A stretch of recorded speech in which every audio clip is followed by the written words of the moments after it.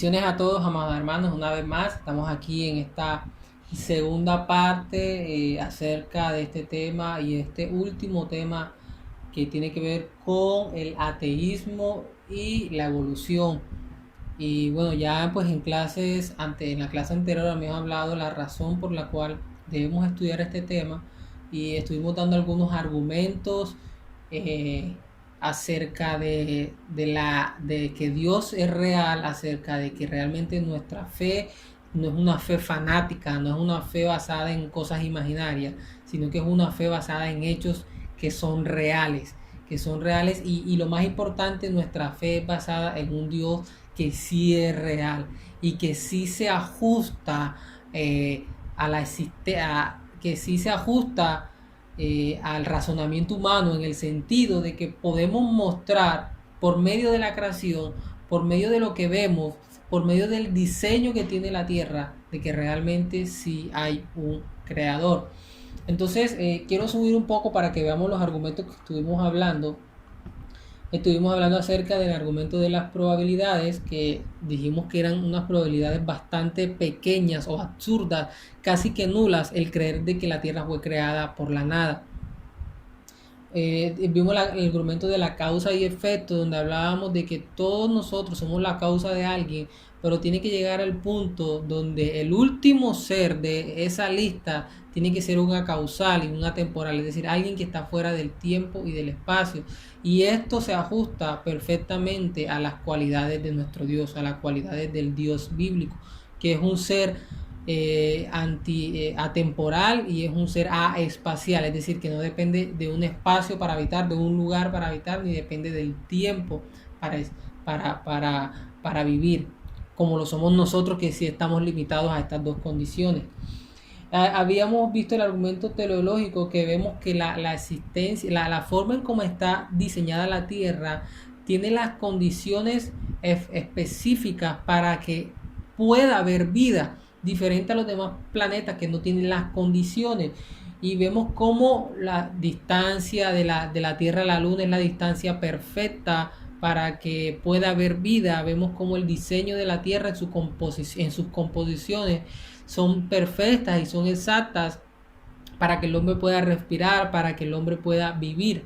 Y ahora quiero continuar hablando con un último argumento, es acerca del argumento bíblico, y lo dejo de último porque es el más importante. Y quiero que veamos Génesis 1:1. Y bueno, ya no lo sabemos, no lo quiero buscar en la cita porque ya pues realmente lo sabemos, pero en Génesis 1:1 se encuentra un principio científico, se encuentra un principio que muestra que realmente Dios sí es real. Y es que Génesis 1:1 dice: en el principio creó Dios los cielos y la tierra. Y quiero que tengamos en cuenta algo. Vamos a buscarlo. Había dicho que no, pero creo que va a ser mejor buscarlo para mostrarles algo. Y mira lo que dice Génesis 1:1. En el principio creó Dios los cielos y la tierra. Entonces quiero que detallemos lo primero. Mira que primero dice en el principio, luego dice creó Dios los cielos y luego dice la tierra. Entonces vemos aquí algo. Primero vamos a mostrar aquí lo siguiente. Primero vemos que dice en el principio. ¿Qué tiene que ver? ¿Qué significa esto con que en el principio? Bueno, esto tiene que ver con el tiempo. Esto tiene que ver con el tiempo. Luego dice creó Dios los cielos. ¿Cuáles son los cielos en este contexto? No se está refiriendo al cielo que vemos aquí. Recuerden que la palabra cielo en la Biblia puede tener tres significados. Uno es el significado de este cielo que vemos. El otro significado es el cielo del reino espiritual del Señor, y otro tiene que ver con el universo. Y en este contexto está haciendo referencia al universo, es decir, al espacio. Al espacio. Y lo tercero es la tierra. ¿Y qué tiene que ver la tierra? ¿A qué hace referencia? A la materia. Lo que quiero mostrar aquí es un principio científico, donde la Biblia nos está diciendo, mira, en el principio, es decir, ¿qué hizo primero Dios? Creó el tiempo. Y luego lo segundo, creó Dios los cielos. ¿Cuáles los cielos? El espacio, el lugar, la plataforma donde va a entrar todo lo que Dios va a crear ahora. ¿Y qué es lo siguiente que va a crear ahora? La tierra. ¿Y a qué hace referencia la tierra? A la materia, a todo lo que es físico, nosotros, los objetos que tenemos, todo lo que existe. Eso hace referencia a la materia, es decir, la tierra. Entonces, esto científicamente se ve como un gran principio. ¿Por qué? Porque este es el mismo orden que la ciencia traza para que algo pueda existir. O sea, primero es lo más importante que se necesita para que algo exista, que es el tiempo. Porque todo lo que existe es limitado. ¿Y es limitado por qué? Por medio del tiempo. Tiene un inicio y tiene un fin. Todo tiene un inicio y tiene un tiempo donde va a caducar, donde ya va a ser inservible. Entonces lo primero es el tiempo. Lo segundo es el espacio. ¿Cuál es el espacio? El lugar donde va a habitar. El lugar dentro de ese tiempo donde va a habitar. Acá se refieren entonces los cielos al espacio, al universo.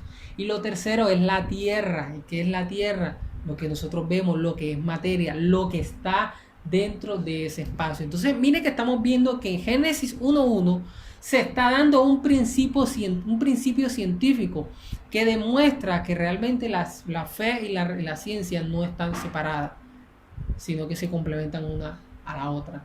Entonces, eso es lo que quería que viéramos dentro de este argumento bíblico, donde podemos ver que la misma Biblia desde el inicio está dando un principio científico de cómo sucedieron las cosas. Entonces eso es algo importante que tengamos en cuenta. Ahora, vamos a continuar. La ciencia no está para eliminar nuestra fe, sino para ratificarla. La moral, Romanos 2, 14 al 15, un ser biológico no puede hacer algo tan biológico como la moral. Y vamos a leer Romanos 2 para que podamos entender un poco mejor. Mira lo que dice Romanos 2, 14 al 15. Porque cuando los gentiles que no tienen ley hacen por naturaleza lo que es la ley de Dios, esto, aunque no tengan ley, son ley para sí mismos, mostrando la obra de la ley escrita en sus corazones, dando testimonio de conciencia y acusándoles o defendiéndoles de sus razonamientos. En otras palabras, lo que está diciendo Pablo aquí es, miren, nosotros tenemos una conciencia que nos acusa o nos defiende con relación a lo que pensamos y lo que hacemos. O sea, nuestra conciencia, hermano, en nuestra conciencia, Dios colocó en nuestra conciencia el deseo de que hay un Dios o el conocimiento de que hay un Dios. ¿Y cómo sabemos esto, hermano? Porque hay cosas que a nosotros nadie nos dice que está bien y está mal, pero que nosotros al hacerlo sabemos si está bien y si está mal, porque nuestra conciencia nos acusa, nuestra conciencia nos dice esto está bien o esto está mal. Entonces, ese es un argumento fuerte acerca de que Dios es real, y es que en nuestra conciencia está el deseo o está o Dios incrustó ahí en nuestra conciencia de que hay un Dios, de que Dios sí existe. Y esto es tremendo. Por eso usted ve a niños desde pequeños que no se les enseña a robar, no se les enseña a mentir, y lo hacen. Y saben cuando se equivocan, y saben cuando hacen mal, o saben cuando hacen bien. ¿Por qué? Porque nosotros en nuestra conciencia tenemos eso incrustado por Dios, una conciencia que nos dice esto está bien y esto está mal. Y entonces el ateo, ¿por qué niega a Dios? Porque quiere ocultar su conciencia. No quiere decir que el ateo no tenga conciencia, la tiene, pero la quiere eliminar, la quiere ocultar, pero él sabe dentro de él de que realmente hay un Dios. Por eso, creo que me voy a adelantar, por eso es que en esta época ya muchos no se hacen llamar ateos, sino que ahora muchos se hacen llamar agnósticos. Ya habíamos explicado que era agnóstico, que era una persona que duda de que Dios exista, pero que también duda de que Dios no existe, es decir, una persona que está en la mitad. ¿Y por qué prefieren esta condición muchos de los ateos? Porque no se atreven a asegurar de que Dios no existe. ¿Pero por qué no lo hacen? Porque ellos saben que en su conciencia hay algo que les dice qué es lo que está bien y qué es lo que está mal. Es esa moral que Dios incrustó en nuestra mente para hacernos ver lo que hacemos bien y lo que estemos mal. Eso es lo que dice Romano. Entonces, eso es algo que debemos de tener muy en cuenta y es un argumento bastante fuerte para hacerle ver a la gente, mira, tú a veces haces cosas que sabes que están mal y nadie te lo ha dicho. ¿Sabes por qué? Porque en tu conciencia hay algo que te acusa o hay algo que te lo aprueba. Y si tú lo haces, lo que estás haciendo no es que no la tengas, sino que la estás ocultando, la estás quitando de ti, la estás ignorando.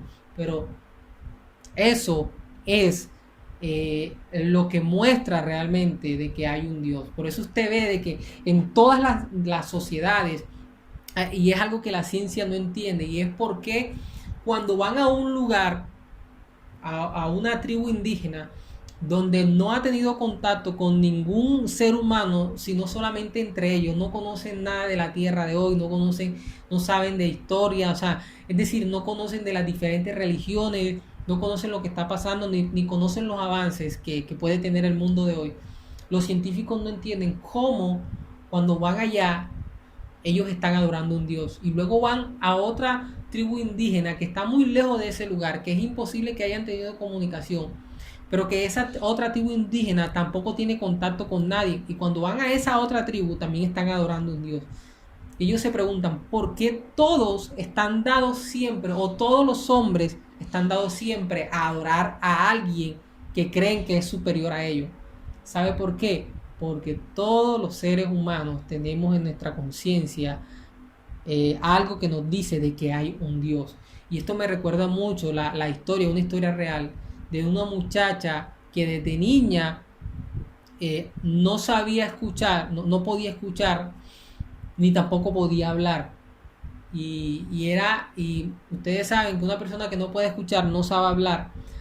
Y cuando se le enseñó el lenguaje de señas, ella dijo algo impresionante. Ella dijo, una persona, perdón, vino a ella y le predicó acerca de Cristo por medio del lenguaje de señas.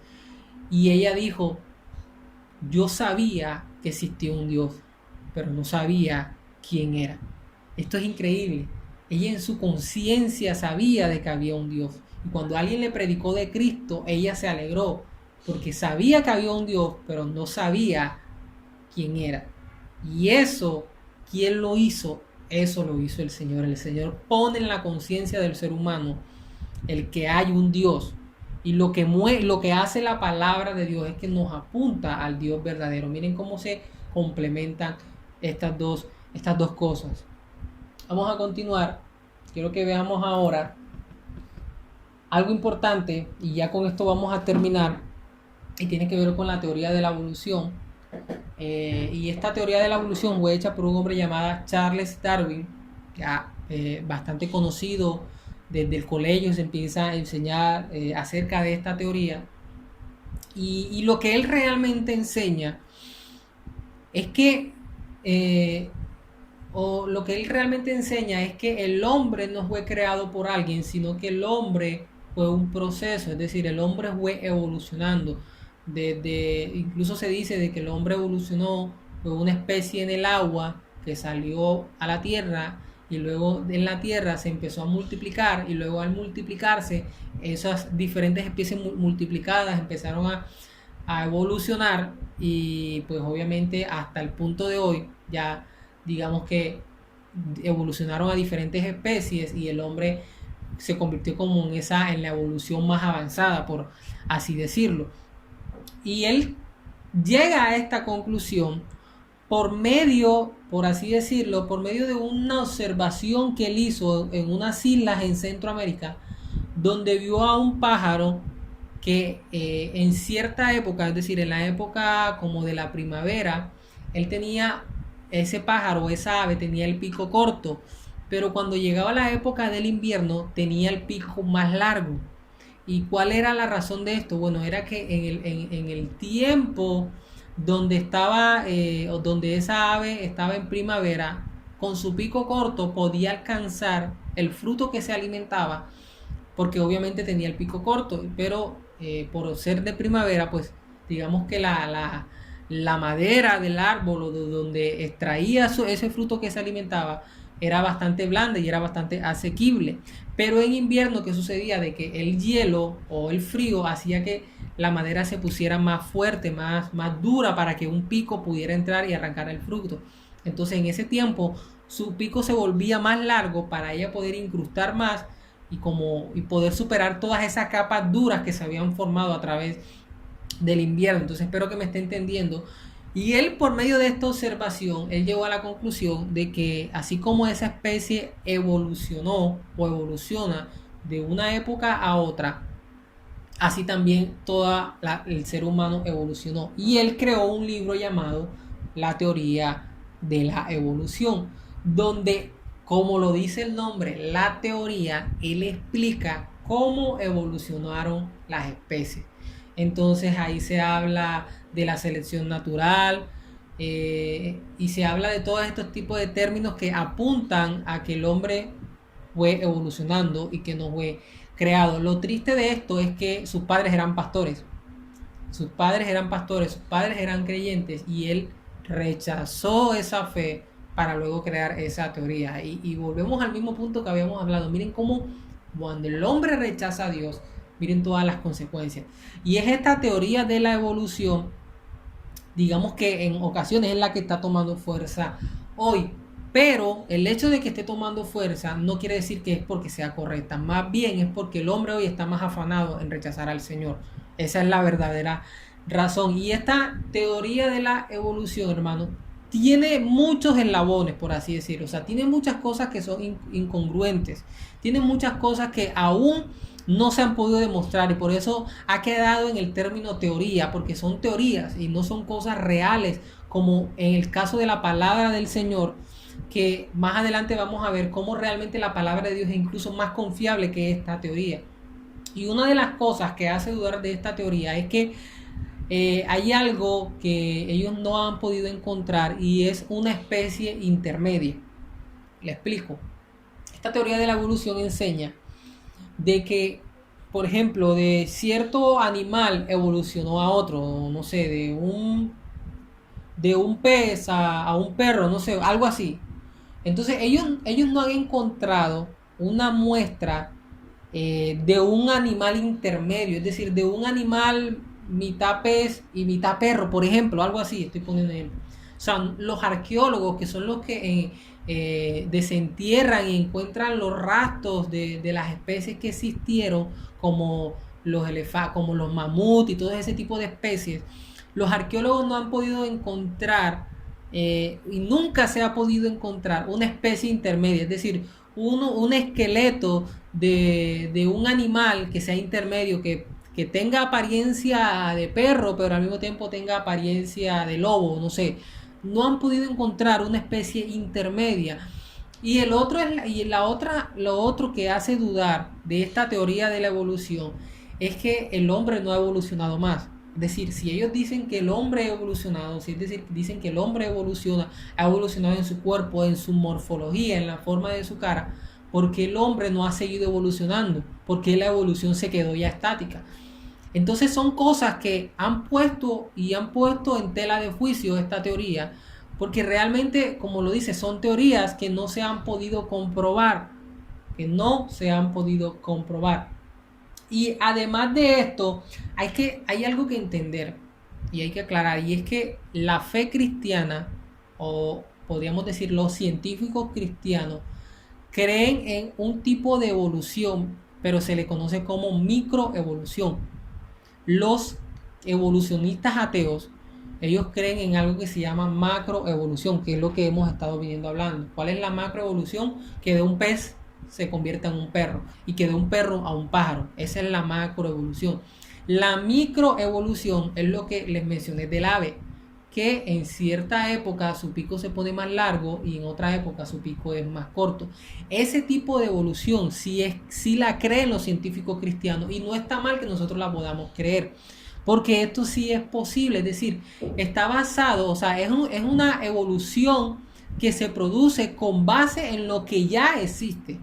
Es decir, es un pico y de ese pico se vuelve más largo y se vuelve más corto. O sea, es con base a lo que ya existe. Otra cosa muy diferente a que de un pico salga una mandíbula, que de un pico salgan los labios, que de un pico salga la nariz. Ya allí, eso es lo que se llama macroevolución. Y eso es lo que la teoría de la evolución no ha podido demostrar hasta este momento. Y por eso sigue siendo teoría. Pero la microevolución es lo que ya dije. De un pico se alargue más y se reduzca menos. Eso es microevolución. Que de lo que ya existe haya un cambio, pero es de lo que ya existe. Y no de que de lo que ya existe surja otra cosa nueva. Como lo dije antes, de un pico salga una boca, de un pico salga una lengua o de un pico salgan los dientes. O sea, eso no es demostrable y no se ha podido demostrar. Esa macroevolución no es ni bíblicamente real, incluso científicamente no se ha podido comprobar. Entonces, y a la luz de la Biblia no se va a comprobar jamás, claro está. Y esto también ha llevado al hombre a creer, como ya lo habíamos diciendo, y esto es lo que se le conoce como el eslabón perdido, que es el hombre en esta teoría de la evolución, en demostrar que el hombre surgió de la evolución, ha querido mostrar ha querido, sí, ha querido demostrar que el hombre ha evolucionado, que como ya lo saben, se dice de que el hombre evolucionó del mono, que del mono fue que el hombre nació por su parecido, porque, bueno, sí, por eso, dicen que es por su parecido y que porque sus genéticas son bastante parecidas, que son cosas que no son ciertas, pero al fin y al cabo, lo que este hombre no cristiano que ha rechazado a Dios, o estos científicos no cristianos que han rechazado a Dios, lo que quieren demostrar o lo que quieren dar a entender es que el hombre surgió del mono. Y han habido varias fraudes que ahora quiero mostrarles, o varias muestras de algunos supuestos eslabones perdidos que al final eran fraudes y que eran cosas que no eran ciertas. Entonces, en esencia, el eslabón perdido es encontrar un fósil de una etapa intermedia entre el hombre y el simio. Ese digamos que es el eslabón perdido. No han podido encontrar un fósil en una etapa intermedia entre el hombre y el simio. Han encontrado fósiles de simio, han encontrado fósiles de hombre, pero no una etapa intermedia. Y eso es lo que se le conoce como el eslabón perdido.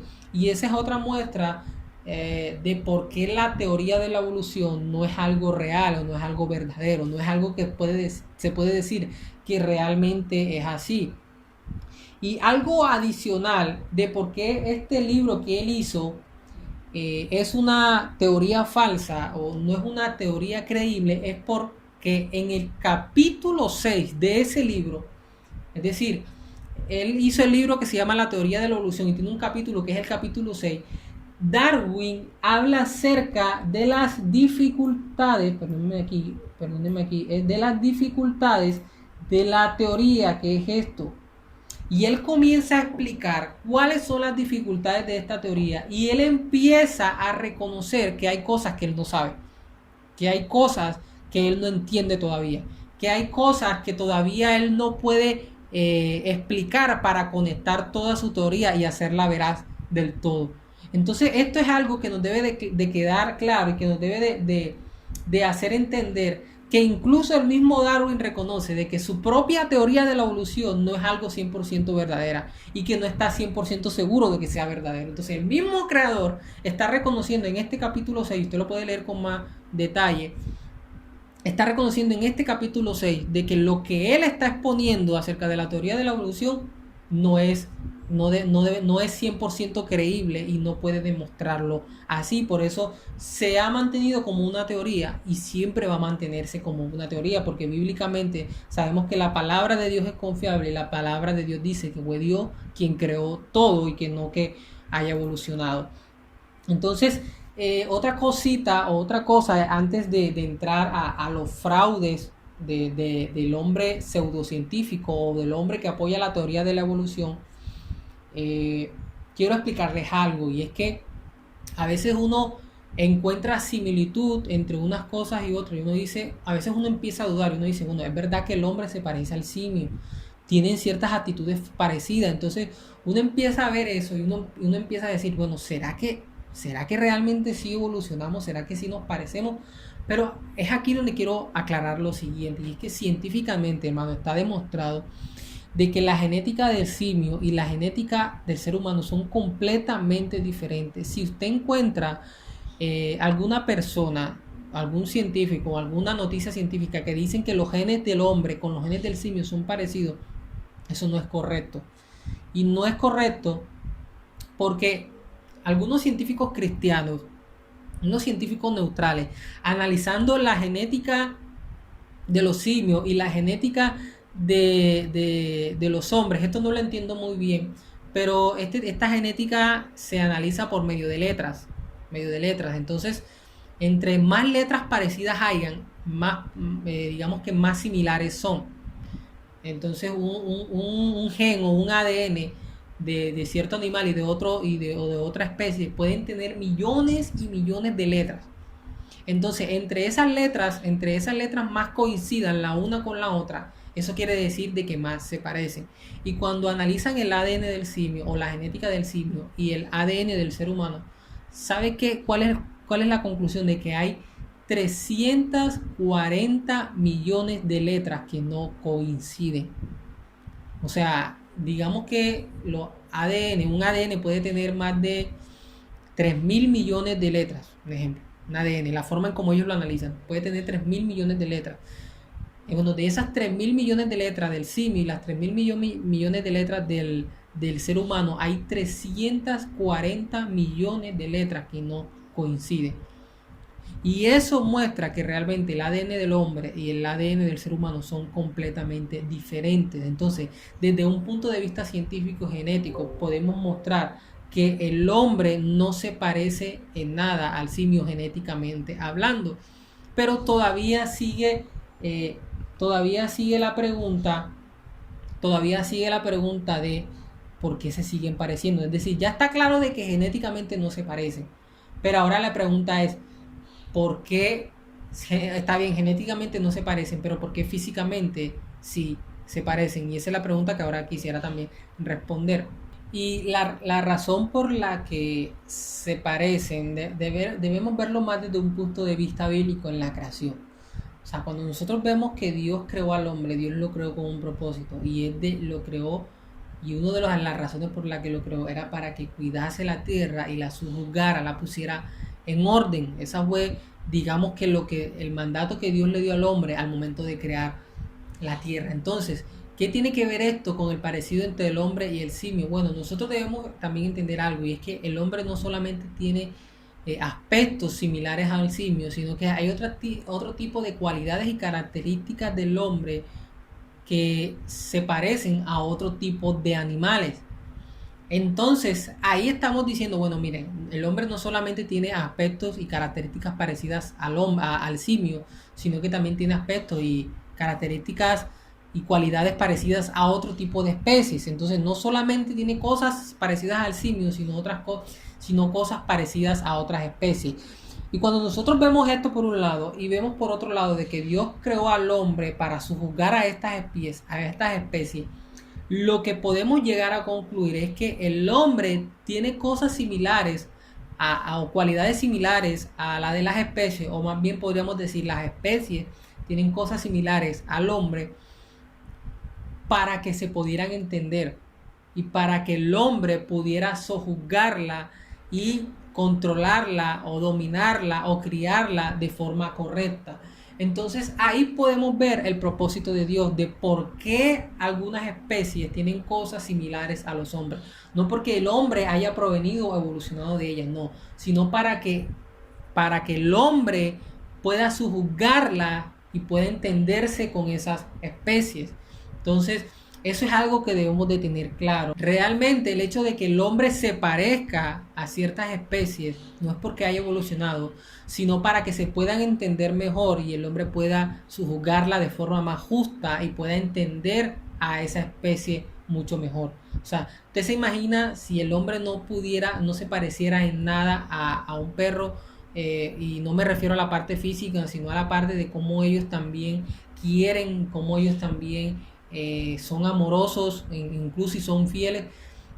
Usted pudiera entender, o sea, cómo el hombre va a poder entender a ese animal si no se parece en algo al hombre.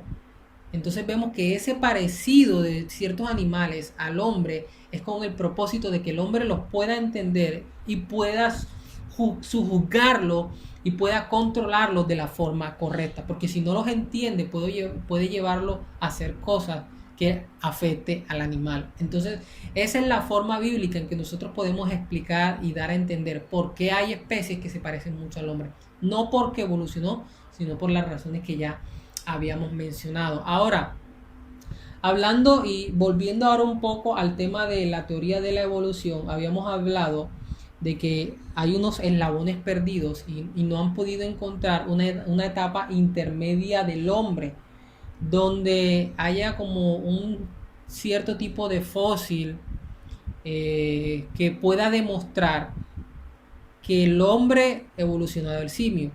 Entonces el hombre, en este afán de poder demostrar que evolucionó del simio, han proliferado ciertas noticias que fueron falsas, y que esa es la que vamos a explicar. Hay 6 aparentes descubrimientos de ese eslabón perdido que al final eran incorrectas.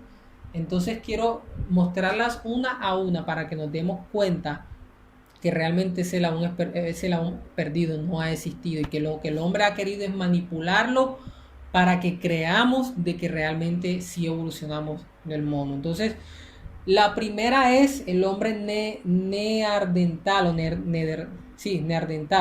neandertal, o sea, el hombre holandés, porque fue más o menos en Holanda en que se encontró. Y quiero mostrar aquí una imagen que explica mejor esto que estoy hablando. Este es el hombre neandertal o neandertal, no sé cómo se pronuncia exactamente, pero realmente lo que decían los famosos científicos de esa época es que miren, este es el hombre, este es el eslabón perdido, este es la especie mitad hombre, o perdón, esta es la especie intermedia entre el ser humano y el simio, el hombre neandertal. Esta es la especie intermedia, porque miren cómo se parece a simio, pero al mismo tiempo se parece a un hombre. Es decir, estaba evolucionando para llegar a la especie de hombre. Pero hay algo que debemos de entender, y es que científicamente no había nada que indicara que era inferior al hombre. O sea, podría tener una apariencia intermedia, pero cuando se empezó a analizar los fósiles de este hombre, cuando se empezó a analizar su genética en los huesos, en los fósiles encontrados, porque esto es una reconstrucción y eso tiene que quedar claro, pero cuando se empezaron a analizar los fósiles de este hombre, llegaron a esta conclusión de que no había nada que indicara que era inferior al hombre. ¿Qué quiere decir esto? Que no era ningún hombre intermedio, mitad simio, mitad hombre, que realmente era un ser humano. Y como lo dije antes, esto es una reconstrucción. Esto no es algo exacto. Entonces, eso para que lo tengamos claro.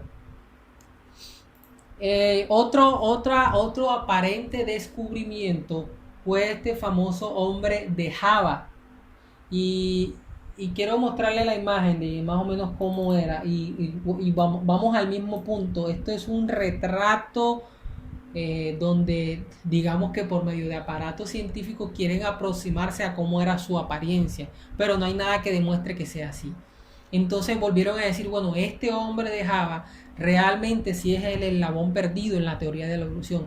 Este sí es el hombre intermedio, que era mitad hombre, mitad simio, que tenía cosas de hombre y que tenía cosas de simio.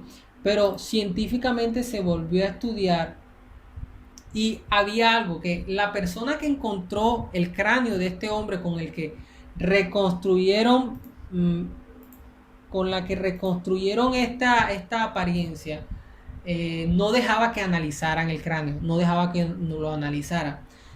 ¿Y por qué no dejaban que lo analizaran? Porque él estaba mezclando fósiles de otra especie con fósiles humanos, y las unía con el propósito de decir, mira, esta es de una especie y esta es de otra especie, quiere decir que ya evolucionó, pero realmente no era cierto. Él mismo lo estaba manipulando, y eso fue lo que se descubrió, y al descubrirse, la persona fue condenada por fraude, y como le había dicho, no dejaba que analizaran el cráneo, y eran huesos mezclados de humanos y simios. Entonces él mezcló para hacer creer de que era la especie o el eslabón perdido, pero realmente no era cierto. Luego está el hombre de Piltdown. Quiero mostrarles también cómo era el hombre de Piltdown. Bueno, aquí tenemos más o menos el cráneo, más o menos reconstruido de lo que encontraron, que era el hombre de Piltdown, que volvieron a decir, este es el eslabón perdido. Y ahora sí, este realmente sí es, digamos que la etapa intermedia entre el hombre y el simio. Pero mire lo que pasó. Conocido como el mayor fraude de la ciencia, unió un cráneo de hombre y mandíbula de simio. Por eso usted ve que tiene la mandíbula de otro color y el cráneo de otro, para hacer referencia de que lo que hicieron estas personas que aparentemente hicieron el descubrimiento es que tomaron un cráneo de hombre y lo unieron con una mandíbula de simio para poder decir, miren que esta sí es la etapa intermedia, miren cómo el cráneo se parece al hombre y la mandíbula a la de un simio, pero realmente lo que había hecho este hombre era que lo había unido, y se conoce como el mayor fraude, porque se creyó esto, pero con el tiempo se descubrió de que era falso, de que eso era una manipulación del hombre y no algo realmente correcto. Entonces miren lo que había hecho este hombre, lo había tentado con químicos para que diera la apariencia de tener muchos años. Entonces por eso se le conoce como el mayor fraude. Vamos con otro, y es el hombre de Nebraska. Y el hombre de Nebraska, es algo interesante, porque lo que encontraron fue un diente, que es más o menos estas eran las apariencias en diferentes vistas. Encontraron un diente y con ese diente reconstruyeron a este hombre. Entonces, para que usted vea, o sea, con un diente reconstruyeron cómo era todo el hombre. Entonces, miren que no podemos estar 100% seguros de esto. O sea, con un solo diente reconstruir todo un hombre no es posible hacerlo. Realmente sí es posible, pero no se puede estar 100% exacto de que realmente era así. Entonces reconstruyeron el hombre y mire lo que pasó. Solo encontraron un diente y con eso reconstruyeron al hombre. Luego encontraron otros dientes y se dieron cuenta que era de un jabalí. Entonces habían encontrado un diente. Voy a cerrar esto acá. Habían encontrado un diente y dijeron, miren, este es el diente que va a mostrar que el hombre sí evolucionó del mono. Entonces, ¿por qué? Porque no era un diente parecido al del hombre, no era un diente como el del hombre, pero sí era parecido. Entonces estaban diciendo, miren, este diente es parecido al del hombre. Pero luego de esa misma investigación encontraron más dientes y se dieron cuenta que el diente no era de ningún ser humano, que realmente era de un jabalí. Entonces, esta reconstrucción era completamente falsa. Vamos a continuar. Y digamos que es uno de los casos que más me causó conmoción, porque esto no fue que encontraron un hombre, no fue que encontraron un fósil, sino que encontraron a este muchacho en la selva. Su nombre era Otavenga, ese era el nombre de él, Otavenga. Entonces, ¿qué sucedió? Lo torturaron, lo enjaularon como a un simio y al final se suicidó porque no aguantó más. Es decir, le vieron la apariencia a este muchacho y dijeron, miren, este realmente sí es el hombre intermedio. Este realmente sí es digamos que el estado intermedio entre el hombre y el simio. Entonces, como era una etapa intermedia, lo trataron como un animal, lo metieron en una jaula y él realmente no era un animal, era realmente un ser humano. Y por esa razón no aguantó estar más enjaulado y la forma como lo trataban, que era la de un animal, y se suicidó. Entonces es algo triste, porque al final eso fue lo que descubrieron, que realmente era un verdadero hombre y que no era una etapa intermedia. Y por último está el hombre de Pekín, que es un caso parecido a los que ya habíamos mencionado, al hombre neandertal, al hombre de Piltdown, al hombre de Nebraska. Encontraron unos fósiles y se dieron cuenta que al final eran restos de simios. Entonces era Entonces encontraron este fósil, más o menos así era parecido, y dijeron, no, miren, este sí es el eslabón perdido. Y realmente al final se dieron cuenta que era mitad hombre, que no era mitad hombre y mitad simio, sino que era completamente la de un simio. Entonces, eso es para que podamos ver cómo el hombre ha intentado mostrar que realmente el hombre surgió de una evolución, pero que realmente no ha podido.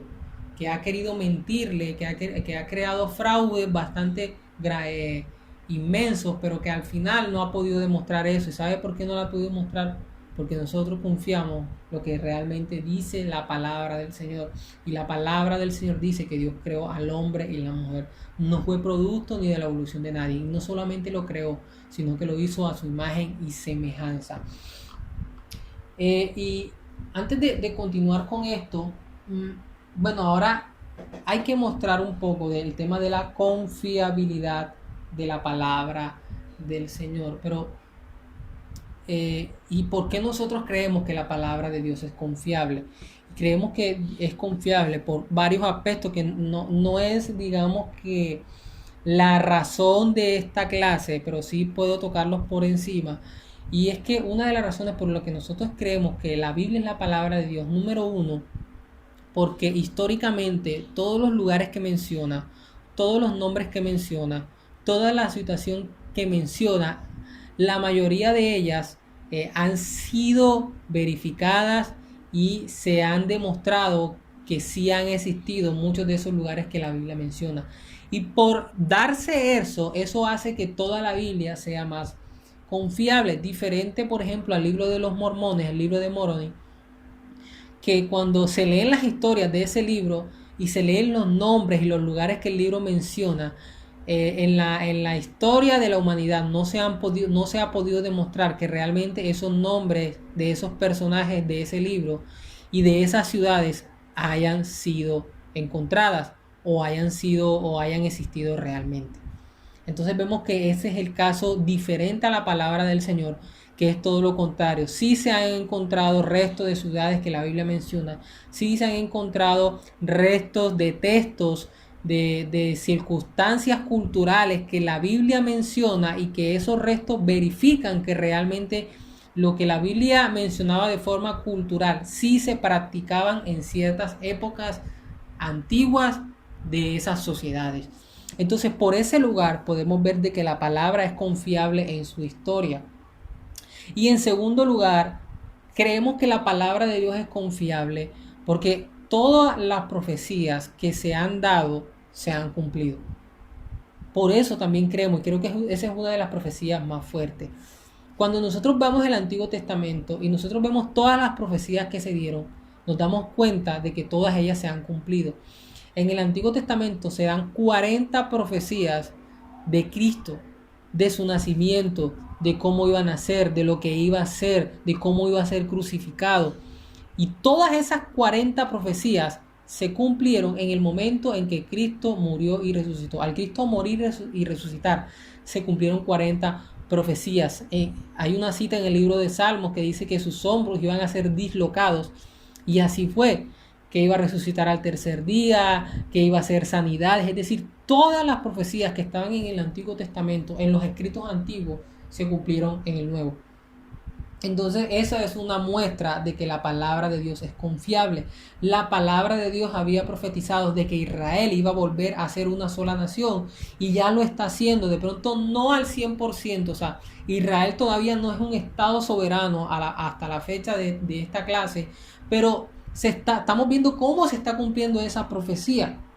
Y cómo desde el año, creo que en 1947, 48, cómo ya se estableció como nación y cómo poco a poco se está cumpliendo la palabra del Señor. Se están cumpliendo muchos de los eventos finales que el Señor había dado y que en Daniel también se habían dado, en el libro de Daniel. Entonces eso a nosotros nos hace ver que es más confiable la palabra de Dios que una teoría, como la teoría de la evolución. Entonces eso, hermano, es lo que nos debe a nosotros tener claro y tener confianza en el Dios que creemos. Y esta es una forma de mostrarle al mundo, decirle, miren, nuestra fe no es algo fanática, nuestra fe es basada en hechos reales.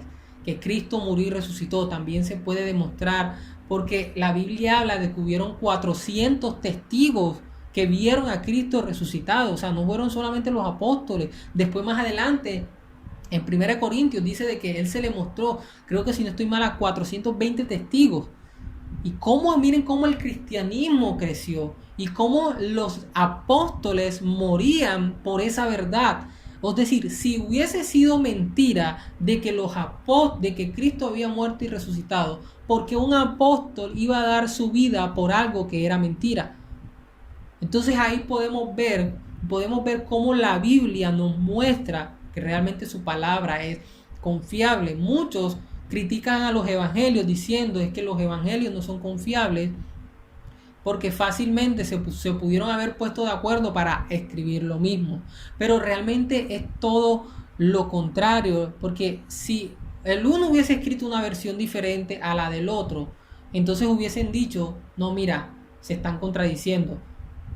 Eso quiere decir que están mintiendo, pero es todo lo contrario. Los 4 evangelios se complementan y el uno no contradice al otro. Es como si un carro chocara, que este es un carro choca y hay un testigo aquí, otro acá y otro acá. Cada uno va a dar su versión de cómo chocó el carro desde el punto de vista en que lo vio, pero ninguno va a contradecir al otro, sino que los 4 se van a complementar. Y eso es lo que le da más confiabilidad a los evangelios.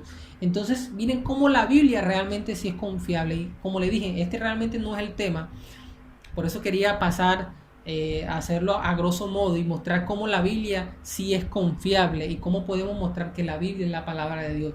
Y otro hecho que muestra que realmente la Biblia es la palabra de Dios es por el cambio que Dios ha hecho en usted y en mí, en cómo la Biblia cambia nuestra vida, y no solamente nuestra vida, sino en cómo la Biblia le da virtud a la sociedad. Si no hubiese sido por los principios bíblicos, la sociedad no tuviese los valores que hoy tiene, que lastimosamente muchos de ellos los están dejando atrás, y en consecuencia a eso vemos todos los desastres que se está viendo, vemos cómo el amor del hombre se está perdiendo, vemos cómo un padre puede violar a su propia hija, cómo entre padres y hijos o hijas se casan.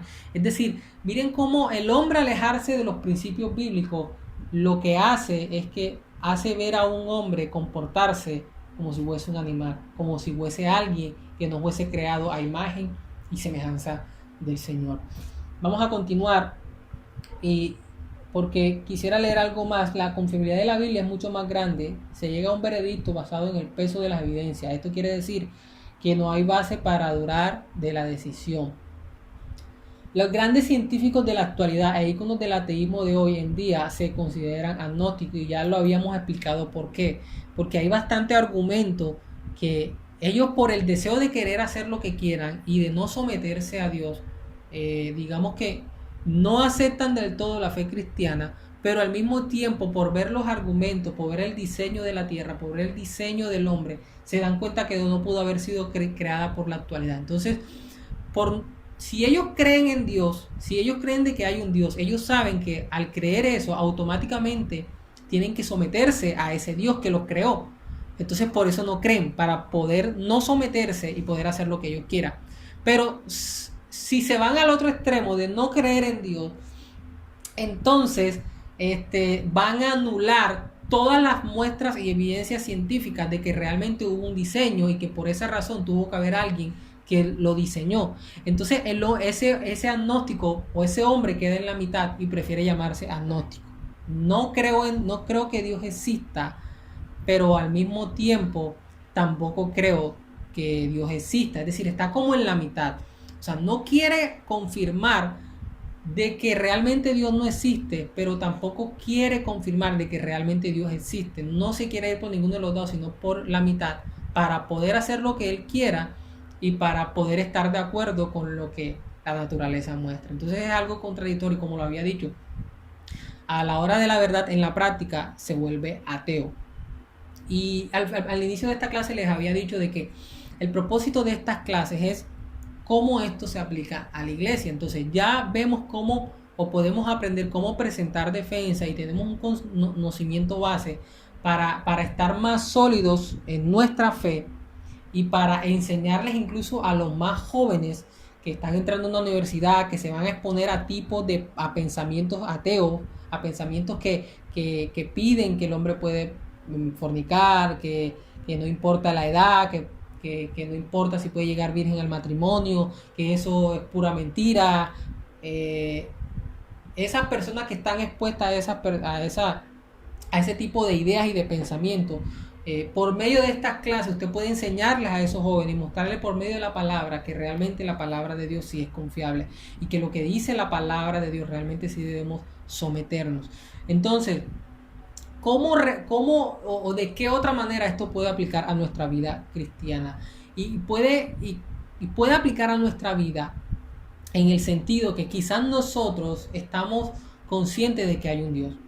O sea, yo le puedo preguntar a usted, ¿usted cree en Dios? Usted me puede decir, yo creo en el Señor. Pero a la hora de la verdad, en la vida práctica, hágase la siguiente pregunta. ¿Usted tiene a Dios en cuenta en todo lo que hace?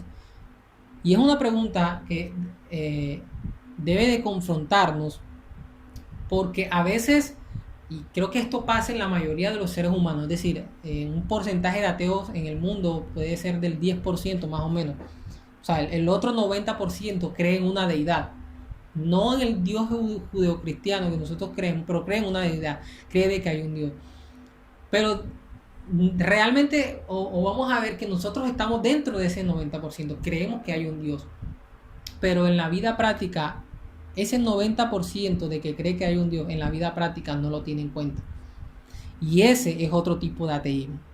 O ese es un ateo bastante fuerte, que cree que hay un Dios, pero a la hora de vivir no lo tiene en cuenta. Entonces cree que hay un Dios, pero a la hora de vivir adultera, roba, mata, fornica, miente y hace cualquier otro tipo de cosas que sabemos que a la luz de la palabra están mal. Y cuando nosotros vivimos así, estamos siendo ateos prácticos.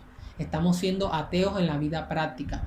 Porque creemos que hay un Dios, creemos de que Dios existe, pero a la hora de vivir no lo estamos teniendo en cuenta. No estamos teniendo en cuenta sus mandatos, no estamos teniendo en cuenta el orden o el propósito por el cual fuimos creados, no estamos teniendo en cuenta ni sujetándonos a su palabra. Entonces, de esa forma es que esta clase puede aplicar a nuestra vida. Y es tener en cuenta que no solamente somos ateos cuando intelectualmente negamos a Dios, sino que también podemos ser ateos cuando intelectualmente estamos seguros de que existe, pero en la vida práctica lo estamos negando. Seguimos practicando el pecado y seguimos viviendo de una forma que al Señor no le agrada. Hay un punto importante y esto es algo que se puede notar, y es que al ver este ateísmo práctico, ahora voy a centrarme un poco más en el ateísmo práctico. Al ver este ateísmo práctico, nos podemos dar cuenta de que cada vez el hombre se ha vuelto en un ser humano con poco carácter. Y esto es lo que voy a leer. La gran importancia de creer en Dios radica en la seguridad que le entrega al hombre para afrontar todos sus problemas. Hablar del crecimiento del suicidio, de la depresión y del estrés. ¿Qué es lo que quiero decir con esto? Lastimosamente, el hombre entre cada día menos tiene en cuenta a Dios, más ha crecido el suicidio, más ha crecido el estrés, más ha crecido la depresión. Y es interesante ver que los años atrás había mucha más indiferencia y maltrato hacia la mujer. Había la esclavitud, había más indiferencia social, pero los suicidios de hoy son mayores que los de antes. ¿Y sabe por qué ha pasado esto? Porque a pesar de que en años atrás había más desigualdad, había más maltrato, las personas creían en el Señor y al creer en Dios tenían más confianza en Él y su fe se mantenía intacta y su fe los ayudaba a perseverar. Pero en los tiempos de ahora, el ateísmo práctico, la forma de vivir de muchos jóvenes y de muchas personas que no tienen en cuenta a Dios, cuando viene un problema, cuando viene una dificultad, cuando ven que lo que están viviendo se sale de sus manos y no creen en Dios, entonces cuando sienten que pierden el control y no pierden en Dios, creen que su única salida es el suicidio. Y por eso usted ve que noticias increíbles de personas que se quitan la vida por cosas que son realmente tontas. Noticias que nos dicen que un joven se suicidó porque su papá le pegó o porque su papá lo mandó a hacer algo en la casa y no lo quiso hacer y se suicidó por eso. Es decir, eso muestra la falta de carácter que el hombre pierde cuando no tiene en cuenta a Dios. Cuando nosotros tenemos en cuenta a Dios, pasamos por problemas y dificultades. Eso nos ayuda a confiar en Él, a depender de Él, a soportar la situación porque confiamos de que Él está con nosotros y nos ayuda a seguir adelante. Pero cuando una persona no cree en Dios y no tiene en cuenta a Dios en su vida práctica, cuando llegan los problemas, llegan las dificultades, cae en depresión, cae en estrés y cae en suicidio. Entonces vemos la importancia de creer en un Dios en nuestra vida de hoy. Y mucho más importante que el creer en ese Dios sea un Dios verdadero, como lo es el Dios de la Biblia, el Dios judeocristiano, el Dios en que nosotros creemos. Y ya finalizando, las personas de épocas anteriores tenían más argumentos para suicidarse y no lo hacían tanto como ahora, ya eso lo habíamos mencionado. Y hay una frase, esta frase me gusta mucho, pues solamente dijo una parte, voy a decir el resto, y esta frase dice, de un teólogo liberal, su teología no es tan sana, por así decirlo, pero una vez escuché algo que dice, la verdad de Dios es verdad, diga quien la diga. Y este hombre, Paul Tillich, él dijo algo, él dijo, Dios no existe. Y Dios no existe porque todo lo que existe tiene un inicio y un final. Dios por esa razón no existe. Dios es real, que es totalmente diferente. Entonces vuelvo a repetirla. Dios no existe porque todo lo que existe tiene un inicio y tiene un final. Dios es real.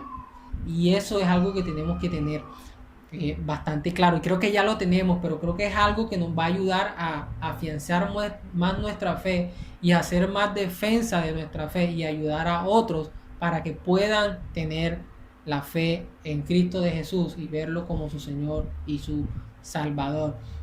Creo que al final de todo este curso queremos llegar a una sola conclusión, y es esta: la cosmovisión cristiana, ni la humanista, ni la posmodernista, ni la feminista, ni la del ateísmo, ni ninguna otra. La cosmovisión cristiana es la más ajustada a la realidad. Es cierto que aún tenemos dudas, es cierto que aún hay cosas que no conocemos, pero de todas las ideologías, de todas las doctrinas falsas, la religión judeo-cristiana, la religión cristiana, el Cristo de la Biblia, es la que más se ajusta a la realidad. Es la que más se ajusta, no lo estoy diciendo yo, no es una conclusión mía como tal, es algo que he extraído de diferentes teólogos, incluso de diferentes científicos que llegan a esta misma conclusión. La cosmovisión cristiana es la más ajustada a la realidad. La fe cristiana no es una fe ciega e ignorante, sino más bien una fe inteligente y racional, hermano. Por eso al finalizar este curso, nuestra insistencia, nuestra motivación es que esto lo ayude a usted a amar más a Dios y a esforzarse por agradarle más a Él y vivir en sumisión a lo que dice su palabra. Así que el Señor les continúe bendiciendo, y si es la voluntad de Dios, nos vemos en otro curso. Bendiciones.